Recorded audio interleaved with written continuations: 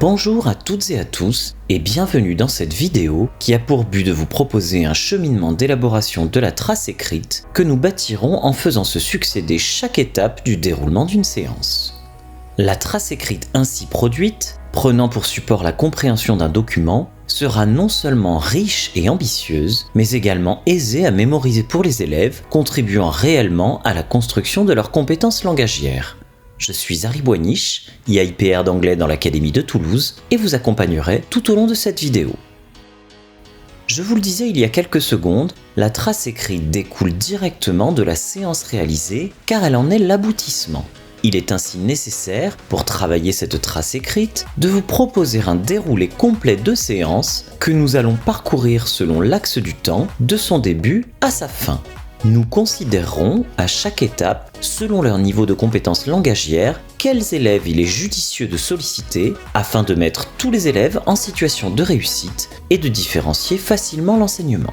Nous reviendrons bien sûr dans la suite de cette vidéo sur le détail et la mise en œuvre de chaque étape du déroulé que je vais vous proposer, mais il est utile d'ores et déjà de vous le présenter dans sa globalité.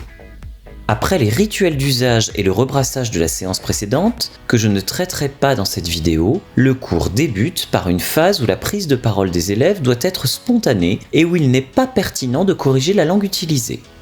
Lors de ce premier temps se succéderont un ou des repérages que les élèves réaliseront sur consigne du professeur, une émission d'hypothèses où les élèves discuteront entre eux de l'interprétation du ou des repérages opérés précédemment et où le professeur n'interviendra que pour faire vivre le débat grâce à des relances minimales. Ainsi qu'une phase de récapitulation qui résumera la teneur des propos échangés par les élèves lors de la phase précédente. À la suite de cela, un temps de correction et d'enrichissement de ce récapitulatif signalera la fin de la prise de parole spontanée et l'entrée dans une phase de correction langagière et phonologique totale, au cours de laquelle le professeur fera répéter successivement à plusieurs élèves la phrase de récapitulation corrigée et enrichie. Cette phase pourra se solder par une répétition chorale pendant laquelle le professeur pourra consigner la phrase produite puis répétée au tableau. Ces étapes successives ayant abouti à la production d'une unique phrase, certes complexe et riche, il sera nécessaire de les parcourir à nouveau plusieurs fois afin d'aboutir à une trace écrite conséquente. L'intégralité de la trace écrite constituée, il sera nécessaire, dans le cas où le professeur a choisi d'y introduire une structure grammaticale, de passer par une phase de réflexion sur la langue avant que, quelques minutes avant la fin de la séance, le professeur projette les phrases ou donne à voir le tableau pour que les élèves puissent copier en veillant à diriger leur attention vers les éléments importants grâce à un code couleur. Nous l'avons dit, une fois les rituels de début de cours passés, la première étape dans l'exploitation d'un document consiste à y faire réaliser des repérages par les élèves. Pour ce faire, le professeur dégagera dans le document des éléments saillants, accessibles à tous les élèves, y compris ceux qui ne parlent pas ou presque pas la langue cible. En effet, il convient de réaffirmer que le stade des repérages n'implique pas de compréhension, mais que c'est à partir de ces éléments simples qu'ils ont pu repérer que les élèves vont construire le sens lors des étapes suivantes. Si vous souhaitez davantage de précisions sur les types de repérages possibles en réception de documents, vous pouvez visionner les 2 vidéos que j'ai réalisées sur le sujet à propos des repérages en compréhension écrite et en compréhension orale, en flashant les QR codes présentés à l'écran ou en cliquant sur les liens fournis dans la description de la vidéo. Afin de faire réaliser ces repérages, le professeur formulera des consignes impliquant un verbe d'action comme trouver, souligner, surligner, entourer, etc. Et pour donner à l'oral le résultat de cette tâche, il veillera à solliciter les élèves les moins à l'aise à l'oral, car ces repérages, s'ils sont bien planifiés, sont à la portée de tous les élèves. Ces élèves les moins à l'aise pourront justement répondre à la sollicitation du professeur car ils disposent pour s'orienter dans le document d'un critère simple identifiable immédiatement. Ils peuvent ainsi localiser des mots, des phrases, des sons ou des images dans le document selon son type.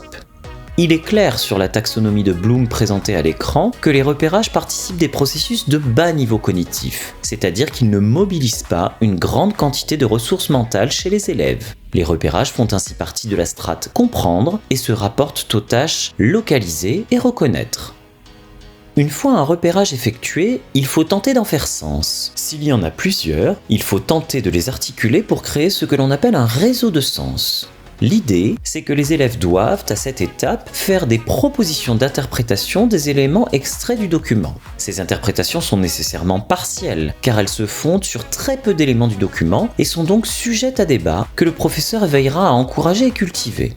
Pour ce faire, il sollicitera des élèves assez à l'aise à l'oral pour formuler des phrases simples, mais en premier lieu, des élèves qui ont clairement quelque chose à dire, ceux qui s'agitent sur leur chaise, qui font montre d'une réaction visible comme lever les yeux au ciel, qui parlent à leurs voisins car quelque chose leur brûle les lèvres à propos du document, etc. En évitant de solliciter des élèves très faibles, le professeur évitera des réactions de blocage de type « I don't know » ou « je sais pas » que les élèves peuvent opposer lorsqu'ils se sentent en difficulté ou pris au dépourvu. Pour faire vivre le débat et réagir les élèves, le professeur encouragera l'intercommunication grâce à des relances minimales de type « And you, what do you think about what she suggested ?» ou encore « Do you agree with what he said ?» en lieu et place de questions de contenu qui impliqueraient des réponses en direction du professeur. Ce dernier prendra d'ailleurs garde à ne pas sanctionner les productions des élèves, que ce soit positivement, avec un « very good »,« good job » ou autre, ou négativement, en disant « no »,« not really », etc. Sous peine de mettre un terme aux échanges, car le professeur est considéré par les élèves en position d'autorité du savoir, et les élèves n'ont plus besoin de débattre entre eux s'il intervient. Même s'il n'y a pas d'assentiment du professeur dans le cas de la réponse attendue, les débats ne seront toutefois pas sans fin. Il suffira de passer à la phase suivante du cours, la récapitulation, pour indiquer qu'une réponse satisfaisante a été trouvée. Dans le même esprit et pour ne pas bloquer la prise de parole, le professeur veillera également à ne corriger aucunement la langue employée. Il suffit lors de cette phase que les élèves se comprennent entre eux et soient compris du professeur.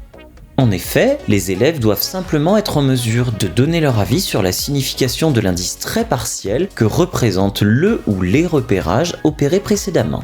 Cette phase d'émission d'hypothèses sollicite des processus mentaux de très haut niveau cognitif, strates créées, tâches de conjecture et supposition, et toutes les tâches de la strate évaluée, et mobilise donc chez les élèves d'importantes ressources mentales. C'est pour cela que la création d'une atmosphère de débat est essentielle, afin que la circulation de la parole permette de ne pas épuiser un même élève qui parlerait seul. C'est également la raison pour laquelle il n'est pas question de se focaliser sur la correction langagière, l'esprit des élèves étant déjà très mobilisé par la tâche à réaliser. Le débat même limité entre élèves s'étant déroulé, il est maintenant temps de résumer les échanges afin de progresser dans la constitution de la trace écrite. Pour ce faire, le professeur demandera de récapituler la teneur des hypothèses formulées sur lesquelles la classe s'est mise d'accord grâce à une consigne minimale de type « Can you recap what we said ?» en sollicitant pour cela un élève très à l'aise car il devra en même temps faire preuve de compétences synthétiques et mobiliser une langue riche pour condenser en une phrase la complexité des échanges précédents. Une fois la phrase formulée, le professeur signalera les erreurs de langue et incitera les élèves à prendre en charge leur correction. Si les élèves ne sont pas en mesure de corriger la phrase produite, le professeur donnera la correction.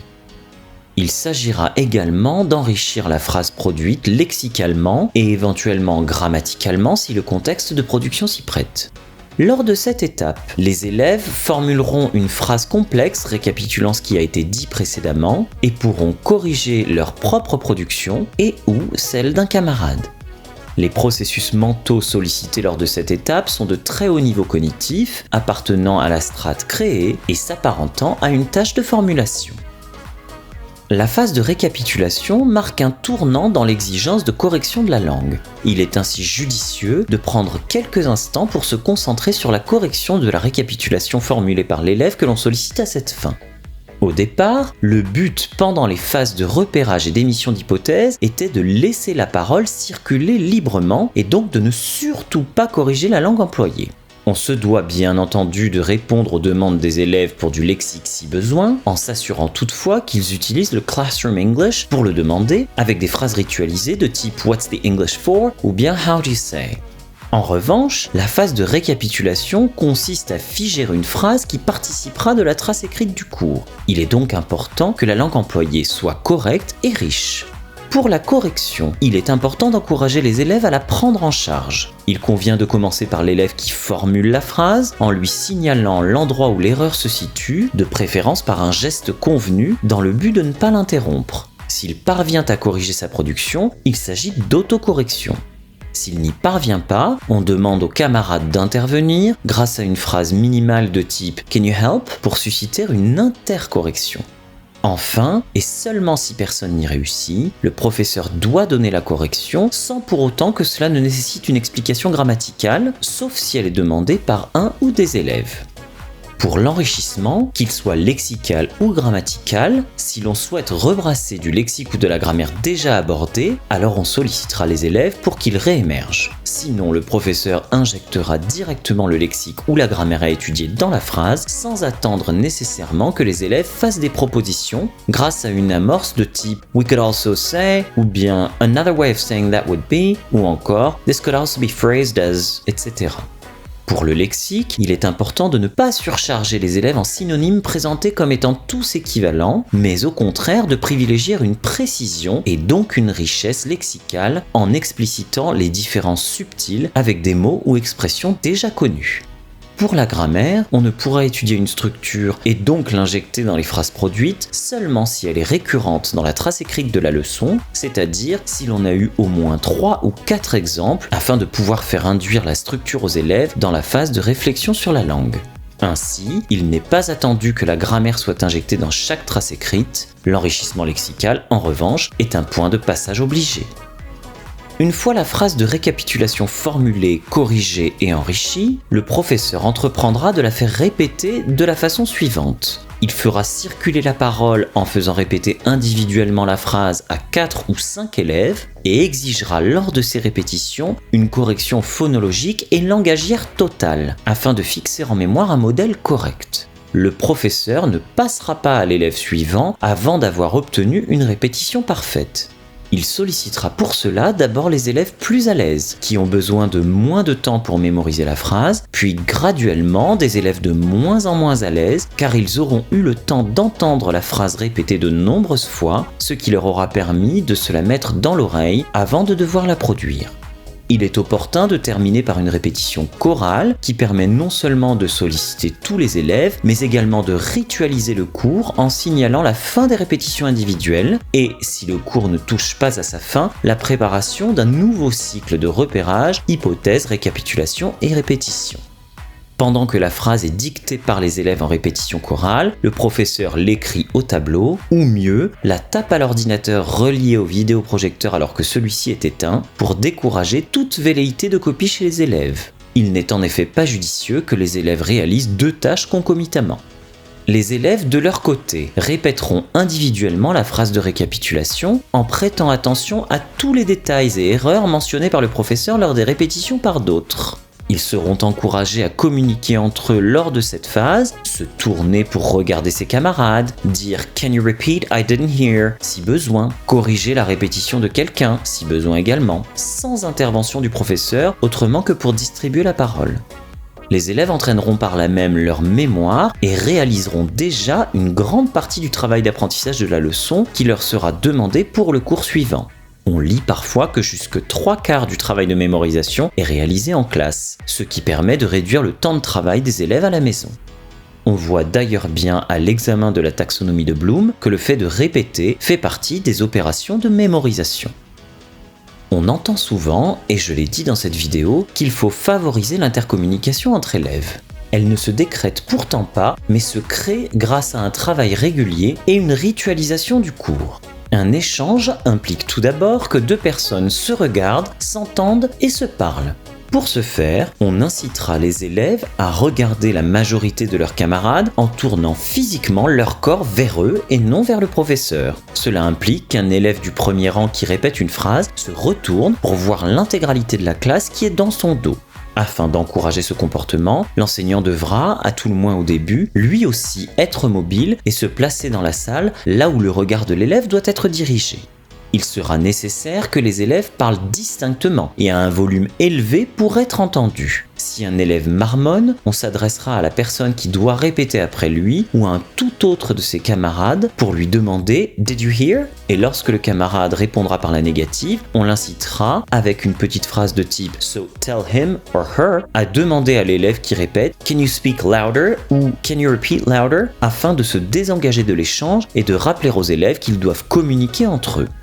De même, il convient de physiquement s'éloigner et même de se placer dans la salle à l'opposé d'un élève qui parle trop doucement, au lieu de s'en approcher, ce que l'on a tendance à faire instinctivement, afin qu'il ne soit pas tenté de communiquer uniquement avec le professeur. On enjoindra enfin les élèves à être garants de la communication. Lorsque le professeur désigne un élève pour répéter et que celui-ci n'a pas bien entendu ce qu'a dit le précédent ou qu'il n'est pas parvenu à mémoriser la phrase, son réflexe sera de se tourner vers l'enseignant pour qu'il intervienne. Il est important de prendre l'habitude d'esquiver ce comportement en renvoyant systématiquement vers le camarade qui répète par une phrase du type « Do I look like your classmate? No, so turn to them and ask them to repeat ». Une fois l'habitude prise, plusieurs élèves se porteront volontaires pour répéter. En distribuant la parole, le professeur veillera toutefois à ne pas les interroger de façon indiscriminée, mais à faire rebondir la parole aux quatre coins de la salle en choisissant des élèves à bonne distance les uns des autres, toujours pour encourager l'intercommunication grâce à un volume sonore suffisant et une posture physique dynamique. Les élèves se retournent, regardent leurs camarades, etc. Il sera également nécessaire de considérer le niveau des élèves pour ne pas mettre en difficulté ceux qui sont le moins à l'aise en les faisant répéter trop tôt. Il faut ainsi, lors de la circulation de la parole en répétition, être vigilant à deux critères à la fois, la géographie dans la classe et le niveau de compétence des élèves sollicités. Dans le cas où cette étape fait partie du cours, elle se déroule vers sa fin, une fois plusieurs phrases produites. À cette occasion, le professeur demandera aux élèves de considérer les phrases au tableau, en allumant le vidéoprojecteur si nécessaire, et amènera les élèves à se pencher sur l'usage de la langue qui y est fait, à l'aide d'une question de type « What did we describe in those sentences ?»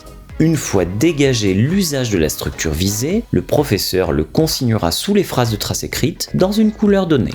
Il sollicitera ensuite les élèves sur le fonctionnement de la langue grâce à la consigne « What recurring structure did we use to do that ?» pour induire la décomposition de la structure présentée. Et si besoin avant, dans le cas où il faut faciliter l'induction, ou après, une fois que les élèves ont décortiqué la structure examinée, il soulignera ces occurrences dans la trace écrite dans la même couleur que le récapitulatif de la PRL. Pendant cette phase, les élèves sont amenés à opérer à un niveau mental supérieur à la simple répétition de ce qui a été vu pendant le cours. Il s'agit en effet de conceptualiser l'usage de la langue utilisée dans les phrases de trace écrite.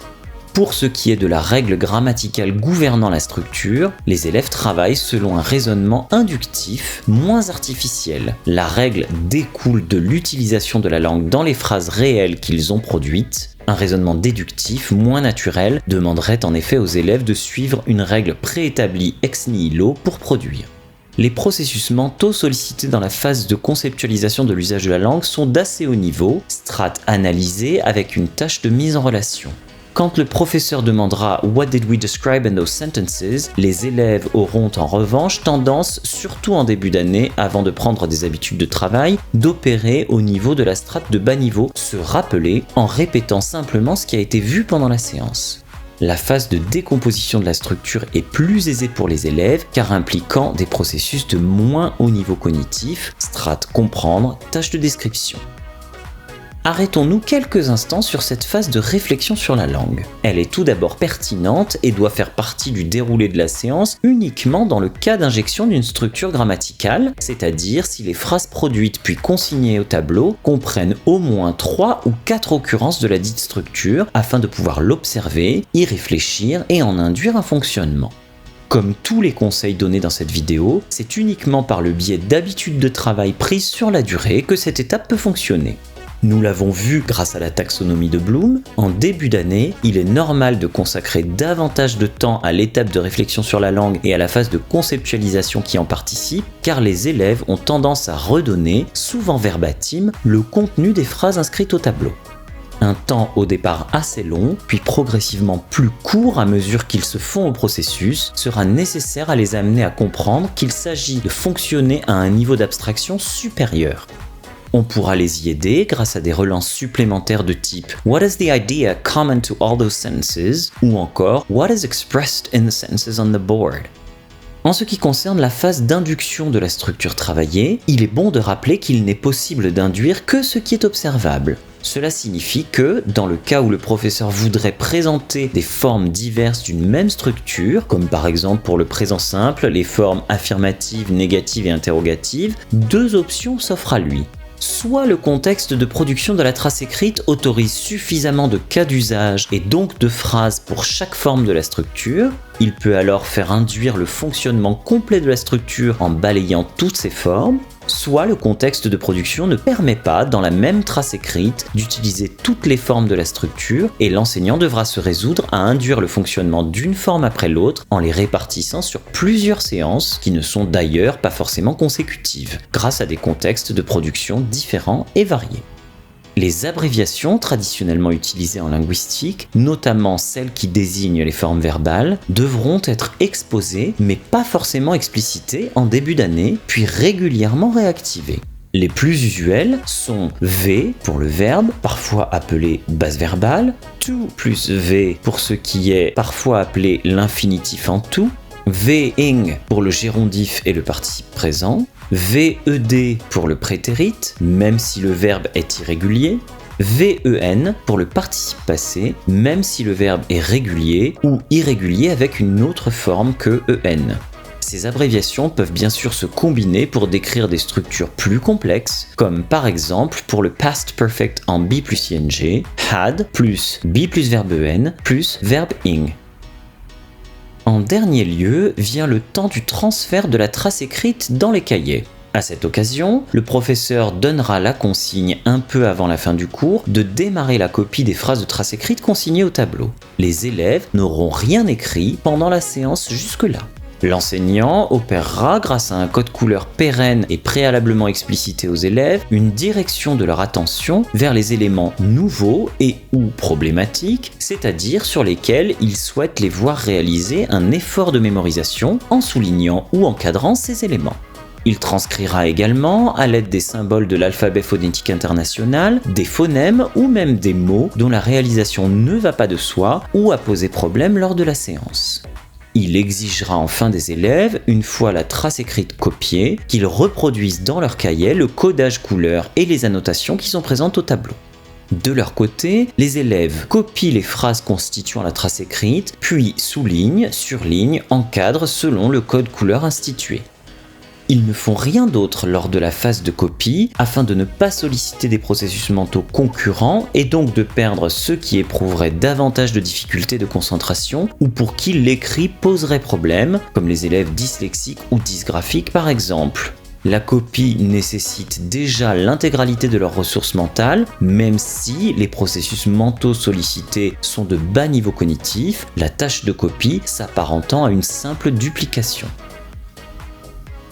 La trace écrite présentée dans quelques instants aurait pu être composée dans le cadre d'une séance de seconde sur la nouvelle The Speckled Band de Conan Doyle, mettant en scène Helen Stoner, jeune femme souhaitant connaître la vérité sur la mort de sa sœur Julia, disparue 2 ans plus tôt dans des circonstances douteuses.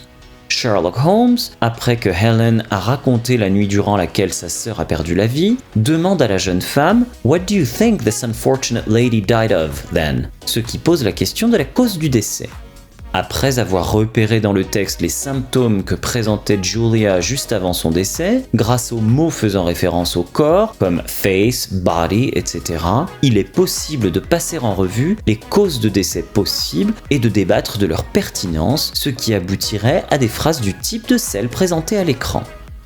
2 structures grammaticales imbriquées et pertinentes au vu du contexte de production d'une enquête policière sur le meurtre d'une victime ont été ainsi injectées et seront dégagées lors de la réflexion sur la langue avec les élèves.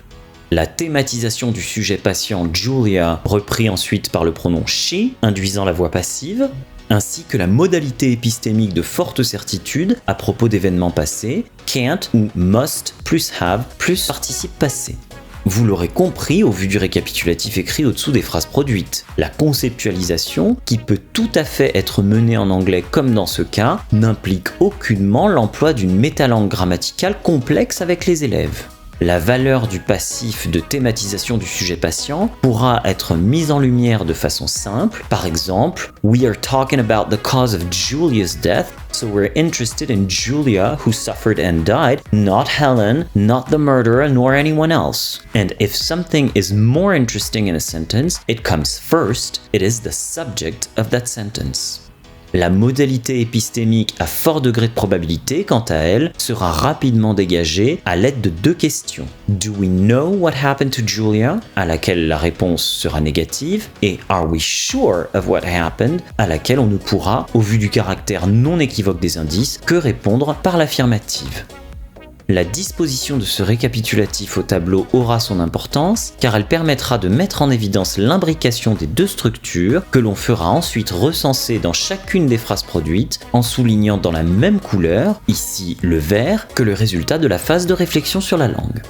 Le lexique nouveau sera mis en évidence dans une autre couleur, ici le rouge, et on ajoutera avec profit la transcription phonétique de mots ayant posé problème lors de la production ou des répétitions, notamment la forme faible des modaux. Enfin, les mots de liaison seront encadrés dans une autre couleur, ici le bleu, afin d'être mis en évidence et éventuellement consignés dans une liste thématique en fin de cahier. J'espère que cette vidéo aura cadré utilement un déroulé de séance permettant d'aboutir à une trace écrite riche et ambitieuse, mémorisable et déjà en partie mémorisée par les élèves. Il est entendu qu'il ne s'agit pas ici de proposer l'alpha et l'oméga de l'infinité de modalités de travail selon lesquelles peut se dérouler un cours. Mais la proposition faite dans cette vidéo pourra davantage être considérée comme base, tel un canevas sur lequel vous pourrez broder et laisser libre cours à votre créativité pédagogique. J'aurai plaisir à vous retrouver pour d'autres vidéos. Au revoir et à bientôt.